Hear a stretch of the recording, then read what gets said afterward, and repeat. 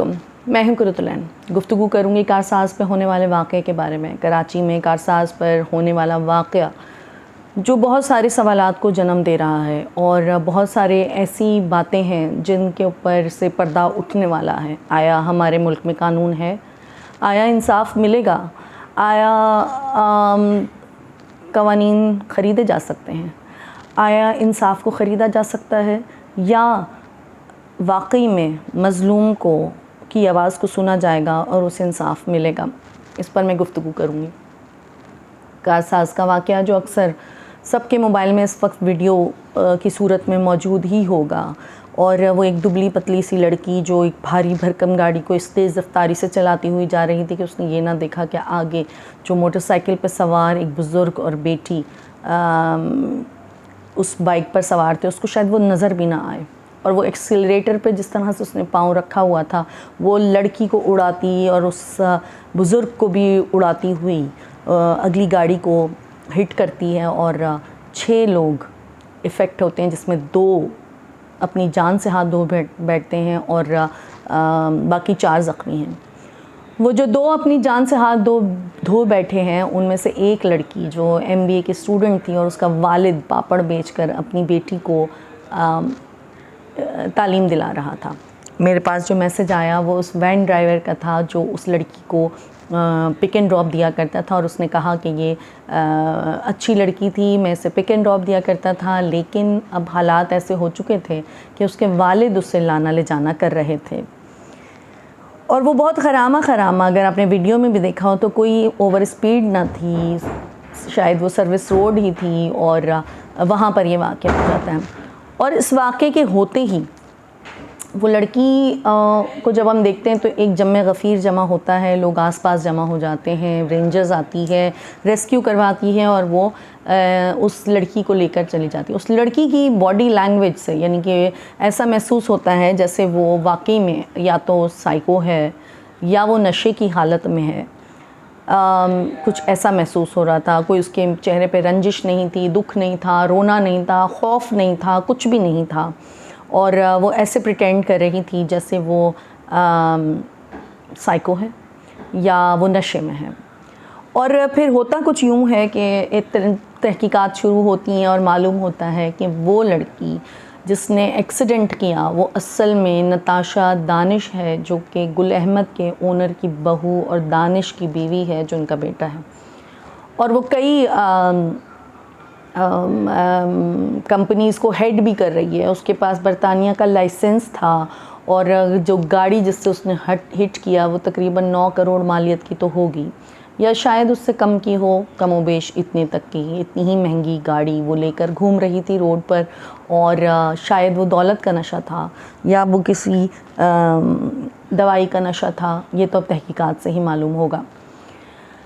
फिर चहमगोइयाँ होना शुरू हुई और लोग आपस में बात करने लगे कि देख लेना, कुछ नहीं होगा और इंसाफ तो नहीं मिलेगा और मुकमुका हो जाएगा और पैसा जो है वो दियत की सूरत में दे दिया जाएगा और बात ख़त्म हो जाएगी। इस दौरान ये ख़बरें भी गर्दिश करती हैं कि वो लड़की जो है वो दुबई फ़्लाई कर गई है, यानी नताशा दानिश जो है वो दुबई फ़्लाई कर गई हैं, और या उसे किसी वार्ड में डाला गया है। ज़ाहिर है जितने मुँह उतनी बातें होती हैं, लेकिन फिर उनके लॉयर सामने आते हैं और वो कहते हैं कि हम वदियत के पैसे देने को तैयार हैं, हम फैमिली को पैसा देना चाहते हैं। लेकिन अब तक की रिपोर्ट्स के मुताबिक फैमिली को पैसा नहीं, इंसाफ चाहिए।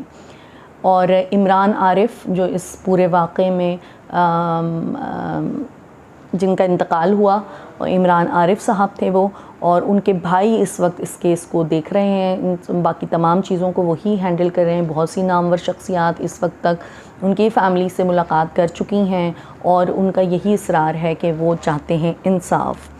अब इसमें बहुत सारे ऐसे कैरेक्टर्स हैं जो काबिल तारीफ़ हैं, जैसा कि हमारा मुल्की निज़ाम है। इतनी मायूसी हम जानते हैं, कवानीन भी हम यहाँ पर बहुत आराम से लेन देन के ज़रिए चीज़ों को दबा दिया जाता है, बंद कर दिया जाता है, झूठे सर्टिफिकेट्स बन जाते हैं। लेकिन इस केस में जब उस डॉक्टर ने कहा कि इसको, वकील ने कहा कि जनाब वो ख़ातून जो है वो साइकोसिस की पेशेंट हैं और उनको चीज़ें याद नहीं रहती हैं, वो पिछले 3 साल से आगा खान हॉस्पिटल में ज़ेरे इलाज हैं और वो जो हैं नज़र बचाकर गाड़ी लेकर निकल गई।